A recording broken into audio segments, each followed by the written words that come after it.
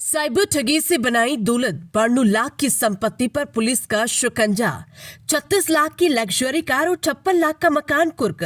देश भर में कई जगह है मामले दर्ज। जोधपुर पुलिस ने साइबर अपराध में लिप्त एक युवक पर कार्रवाई करते हुए उसकी 36 लाख रुपए की लग्जरी कार और पैतृक गांव में निर्माणाधीन 56 लाख रुपए का आलीशान मकान कुर्क करवा दिया। दोनों चल अचल संपत्तियों को साइबर ठगी की कमाई से अर्जित माना गया है। पुलिस उपायुक्त पश्चिम विनीत कुमार बंसल ने रविवार को प्रेस वार्ता में बताया कि लूणी थाना क्षेत्र के खाराबेरा बीमावतान गांव निवासी छेलू सिंह को गत 8 अगस्त को उसके 2 साथियों के साथ लग्जरी कार में पकड़ा गया था। ए श्रेणी की नाकाबंदी के दौरान डीपीएस सर्कल पर नाका 16 के पास पुलिस ने उसे रोकने का प्रयास किया, लेकिन वो नाकाबंदी तोड़कर कार भगा ले गया। बाद में राजीव गांधी नगर थाना पुलिस ने कार को रुकवाया।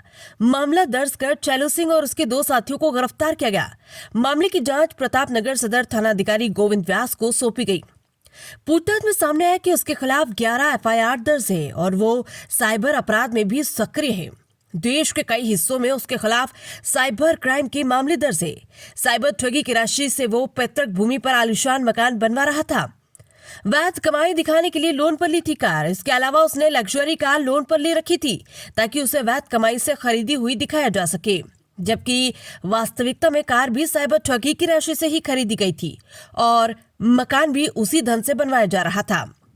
पुलिस ने 36 लाख रुपए की कार और 56 लाख रुपए के मकान को अपराध की कमाई से अर्जित मानते हुए कार्रवाई की। थाना अधिकारी गोविंद व्यास ने बीएनएसएस की धारा 107 के तहत कोर्ट में इस्तगासा पेश किया, जिसमें सहायक अभियोजन अधिकारी कंचन गहलोत ने पैरवी की। न्यायाधीश ने दोनों पक्षों को सुनने के बाद रिकॉर्ड और जांच रिपोर्ट के आधार पर पुलिस के तथ्यों को सही मानते हुए 36 लाख की कार और 56 लाख रुपए का मकान कुर्क करने के आदेश जारी किए।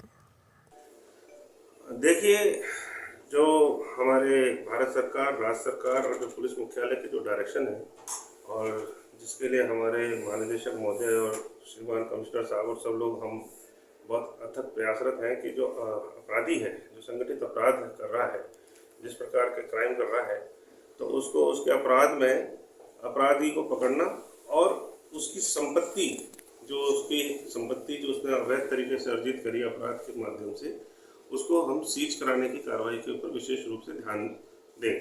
और आपको पता होगा अभी जो बीएनएसएस जो अपनी जो भारतीय नागरिक सुरक्षा संहिता जो नया कानून लागू हुए हैं, उसमें है ना भारत सरकार के द्वारा और एक प्रावधान किया गया 107 बीएनएसएस का, जिसमें कि कोई भी अगर इस तरह का संगठित अपराधी है और वो अपराध से है ना अपनी संपत्ति अर्जित कर रहा है, तो उस अपराध से अर्जित संपत्ति को जो इन्वेस्टिगेशन ऑफिसर है उसको है ना न्यायालय के माध्यम से कुर्क करा सकता है। इस दिशा में हमारी आज बहुत बड़ी एक सफलता प्राप्त हुई है। जोधपुर आयुक्तालय की ये पहली ऐसी कार्रवाई हुई है जिसमें हमने एक अपराधी है छेल सिंह, जो कि हिस्ट्री शीटर है और साइबर अपराधी है, यूएसडीटी का बहुत बड़ा अपराधी है, उसके खिलाफ एक हमारे यहाँ मुकदमा दर्ज हुआ था। आपको ध्यान होगा अगस्त महीने में महानिदेशक महोदय के द्वारा जब ए श्रेणी की नाकाबंदी चल रही थी, उस वक्त जो है इसने हमारे पुलिस की नाकाबंदी तोड़ते हुए जानलेवा हमला करते हुए ये भागा था, सीएचपी थाने की नाकाबंदी तोड़ते हुए, और जिस पर है ना इसका फिर राजीव गांधी में इसको ट्रेस किया था और अपराधी को उसके साथियों के साथ हमने जब गिरफ्तार किया और जब इसके आपराधिक रिकॉर्ड और इसका राजकोप ऐप से मिलान किया तो ये पता चला कि ये बहुत बड़ा अपराधी है और इसके बहुत सारी जगहों पर, केवल राजस्थान ही नहीं कई जगहों पर इसके केसेस थे, जिसके अंदर जोधपुर जयपुर में था, गाजियाबाद में था, गुड़गांव में था, जलगांव महाराष्ट्र में थे साइबर क्राइम के, बजाज नगर जयपुर शहर में थे, पूरी बख्तासनी में थे। कई इसके केसेस थे जिसमें इसके पहले मारपीट के और पोस्को एक्ट का भी आरोपी रहा था और उसके बाद ये साइबर अपराध में जुड़ गया था। तो इस अपराधी के द्वारा जो अर्जित संपत्ति थी, जब इसकी जांच की गई तो उसकी एक तो फॉर्चूनर जिसकी लगभग कीमत 30 लाख के आसपास है और एक इसने जो अभी एक नया मकान बनाया है जिसको 55-56 लाख की जिसकी एस्टिमेटेड कॉस्ट है ना हुई है, इन दोनों संपत्तियों को माननीय न्यायालय के आदेश से कल उसको कुर्क कर दिया गया।